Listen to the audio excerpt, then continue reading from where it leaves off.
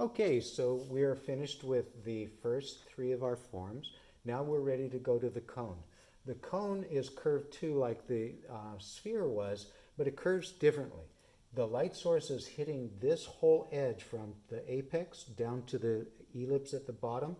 That whole edge gets the light like this little point did on the sphere, but it gradually curves around that surface.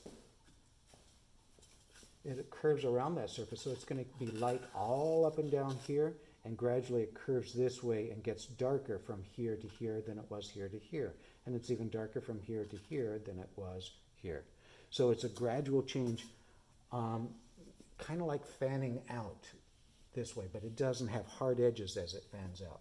So the first step is to put it down over the entire surface like we have before, except for right along that whole edge that's exposed by the light. So from the apex down to the bottom, the base of the ellipse. So you put down one light value, blend it in, even up to the lightest edge. I've got it a little bit darker here than I want it to be, so I'm just going to pull out a little bit right along in there, and then I'm going to blend it in so it's a soft gradual change from that dark one that I just put down to the light white paper.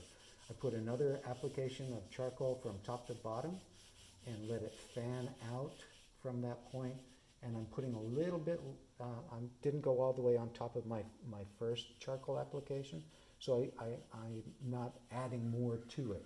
But I want to gradually blend it into it. I don't want it to be a hard edge, so I'm bringing my thumb up and down and I'm curving it around to blend it in. So I just keep adding and adding. Remember, don't go too dark. The darkest value on the sphere is good for the darkest value on the cone as you're building your values. And the dark value from here down is going to be the same value, right? It doesn't change from top to bottom. It changes from side to side as it curves. So when you apply it, don't let it get uneven in its application from top to bottom, just from side to side.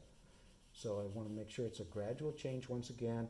Looks a little bit dark right in there, so I'm going to lighten it up just a little bit right now so it doesn't get forgotten and just start getting built up. Remember to take it all the way to the bottom edge. I think I missed it a little bit right there, so don't forget it. Right there. Now I can always come back and lighten it up like I did on the previous forms. If I overdo it, I can darken it up if I underdo it. So you have lots of options. Don't just be satisfied with, oh, it went down, I have to live with it. It's not that. You're the boss. Make it do what you want it to do. So it's gradually getting darker and darker, so I'm adding values all the way to the outer edge. Oops, I went outside of it a little too much. And I got a little darker than I wanted to get, but you want to go right to your outer edge, or to your outline again. Down at the bottom too. Don't forget, it goes all the way to the bottom of the form, goes to the outer edge of the form at the left, and just blend it in. And it's a little bit uneven. It's darker right there than it is there. I can either darken this up, like I'm going to do, or I can lighten that up so that it's a gradual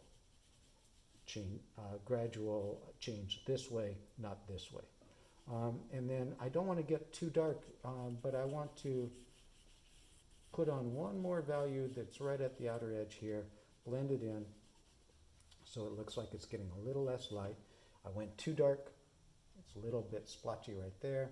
So I'm going to use my eraser to feather it just a little bit, just to soften it up, and use my finger to reblend it so it's a gradual change.